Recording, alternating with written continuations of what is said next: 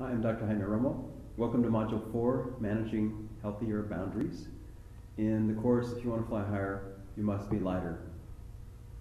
I think boundaries are one of the basic and most important skills to have in being a healthy and happy person. In organizations, the way that people study and coach others to have good boundaries is critical to the organizational success.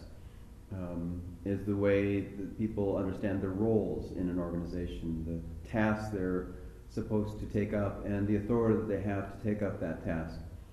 So, by analogy, your task here is your own well-being, your own health and happiness at every level, physical, emotional, intellectual, and spiritual.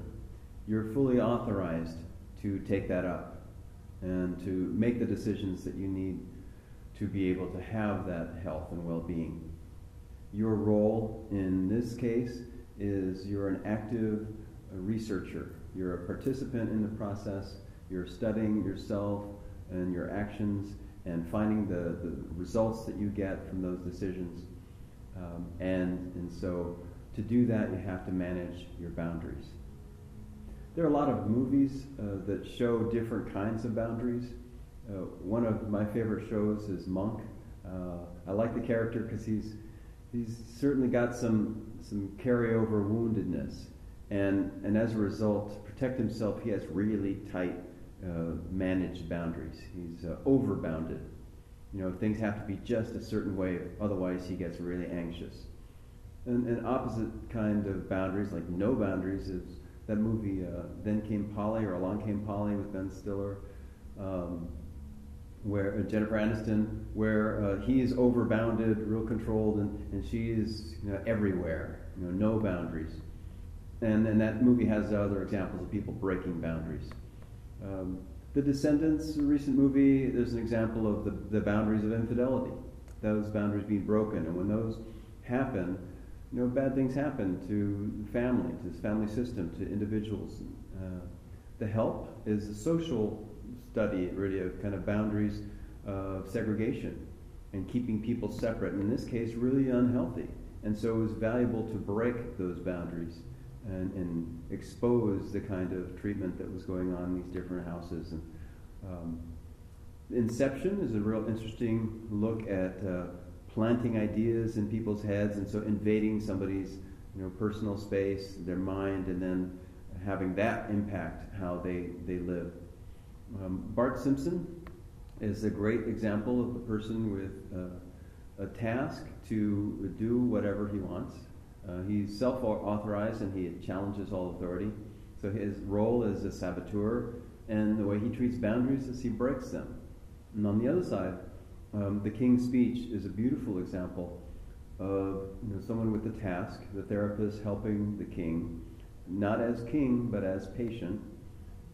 He is authorized not because he was board certified, but because of his own life experience, what he knew, what he was called to do, what he was good at doing.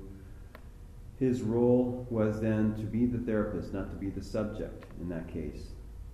And he managed his boundaries. They worked in that office when that person said it was time to work. And when they worked outside of that, there was some trouble. When they took a walk outside and tried to have a different kind of conversation, things didn't go well in their relationship or in the king's development and recovering his speech. So boundaries can be physical, they can be interpersonal, they can be just ways that we separate ourselves from others. This podium is a kind of a boundary that formalizes a role of a teacher and student. And in this case, I use it just to make that point, because certainly in this process, we're working together. It's not what I know or what I say that really matters, but it's what you do with that and how that relates to your experience and how we co-create and how we can work together with others towards better understanding and health. So boundaries are appropriate limits that help us to maintain our own integrity and to connect with others in a good way. So if they're overly bounded or if they're just completely open, it doesn't really work. What we're actually looking for is this middle ground, this dynamic, call it bounded instability, where we do have some boundaries, but we have some flexibility. It's not like a land anchor, but more like a sea anchor, things that keep us grounded and help us to move as appropriate. What does unhealthy boundary management look like? One of the things that is real obvious oftentimes for victims is to see behaviors like stealing from others, whether it's physical or intellectual, stealing ideas, stealing attention, stealing relationships, addictive lifestyles. That's so we don't have a bounded health. We're unbounded. We're pulled by other things, whether it be chemical, drugs, alcohol, or whether it be activities, stimulus that comes from getting caught up in something outside of ourselves. Some people can be addicted to work or to recognition and all kinds of things. These are different kinds of losing our boundaries because we're not grounded by internal value, but we're grounded and pulled outside of ourselves. Having bad boundaries looks like anti-social behavior. Bullying others, abusing others' minds or bodies. And there was a documentary I saw recently about Herschel Walker, and because of the bullying that he experienced as a little boy, he created this alter ego. He had this dissociation. He had two personalities, or more actually. And so we never know the impact of this kind of boundary crossing, even if it just seems like it's verbal, it's just words. It can have very powerful impact in people. Debating or arguing instead of having a dialogue with people, those are different ways of crossing boundaries that are not real helpful. Living to please or not to make mistakes rather than to be grounded in what we need and want. These are different ways that we can lose ourselves. We lose our boundaries. Some ways that we can, more subtle ways I should say, that we might think of getting pulled out of our role of being a healthier person, being a more intentional person, a more integrated person, can be when we just start to feel resentment. We feel victimized, or we feel loaded up with other people's baggage. That's telling us in a subtle way that we're somehow paying attention out there to something. And it actually is telling us that there's something in us that we're noticing in someone else. I mean, that's a difficult but a handy way to really understand ourselves better, is that when we really like or really dislike somebody else, that we really like something in them that we actually have in ourselves but don't quite see it, and the reverse, if we really dislike it, that's something that we projected that's we don't want to see in ourselves. That's another module. If we find ourselves being over-dependent or over-independent, so this kind of fight or flight response to other people, that's saying that our boundaries are on one extreme or the other. Certainly, the ways that we respond to inappropriate behavior will tell us about our boundaries. If we pull in too closely, think of an ostrich sticking its head in the sand, that we shut down.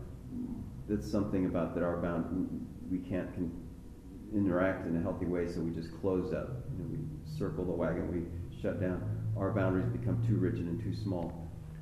We may be like a shark, attacking instead of responding. So our boundaries would be outward, way too strong. Again, this extreme.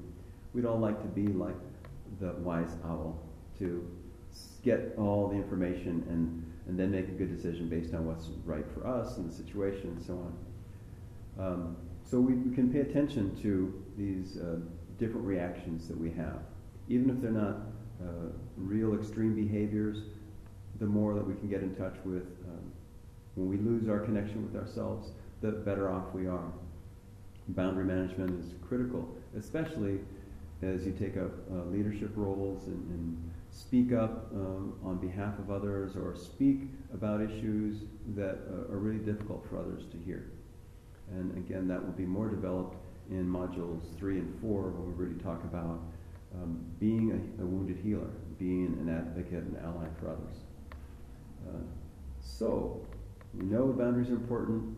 We know that there are ways that we can figure out how they're working or not working for ourselves.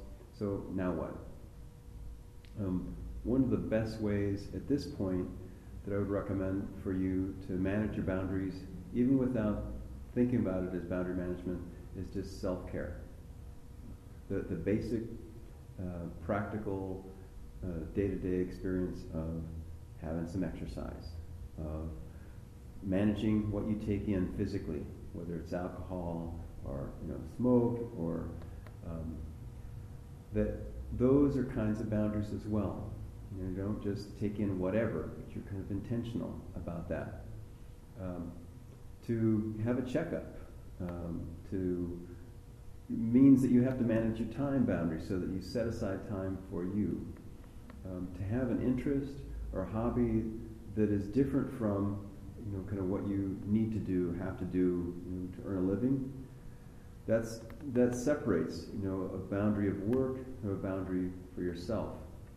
In fact, there's a beautiful image of a Japanese home where there's a garden gate, and you cross a bridge that goes into the home, and then outside of this wall, then there's another separation, and that separates the private from the public life.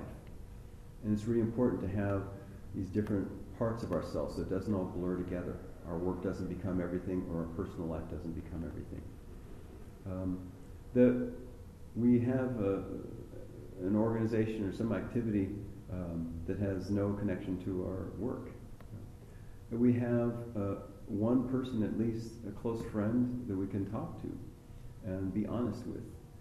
So that's a self-care thing that means we take time for ourselves, and in that relationship means that we start to set up healthy boundaries, so that we can hear whatever feedback, or we can speak and share things that we may be learning about ourselves that we haven't shared before. Because breaking that silence, breaking that boundary is really important. Other kinds of self-care things that relate to good boundaries are, reading a book regularly, reading a new book regularly, for playing music or playing an instrument, relaxing with music. These are all self-care things that mean we're going to think about ourselves and just give ourselves time that's separate from giving everything else time. Eating meals with people we care about means that we have to manage our time boundaries and the way that we show up as well. We want that quality to be something that is enjoyable for all of us. So it may not seem directly related to boundaries. It is super, super important that we take care of ourselves physically, emotionally, intellectually, and spiritually. So in short, when we don't manage our boundaries, and I'd say when we don't take care of ourselves, we lose our boundaries. Then somebody gets hurt. That's what happened originally in past abuse, when others crossed boundaries, when we didn't have the language or the defense or ways to manage our own boundaries. We got hurt.